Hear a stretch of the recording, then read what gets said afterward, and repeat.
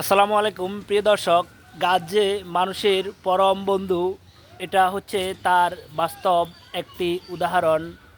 ভাইরা প্রচণ্ড রোদে মাঠে কাজ করে এসে এখানে গাছের নিচে একটু আরামে বসেছে ছায়ার জন্য।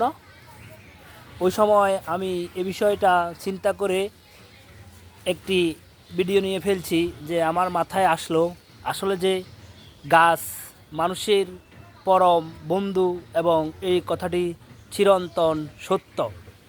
প্রকৃতির মাঝে মহান আল্লাহ তাআলা এসব নেয়ামত অসহায় মানুষদের জন্য বিলিয়ে দিয়েছেন। আজ যদি এই গাছগুলা এখানে বা আমাদের দেশে যদি না থাকতো, তাহলে এই কাজ করে ক্লান্ত পরিশ্রান্ত মানুষগুলো এখানে বসতে পারতো না। তাই মহান আল্লাহ তাআলার দরবারে আমি শুকর গুজার করছি। আসসালামু আলাইকুম।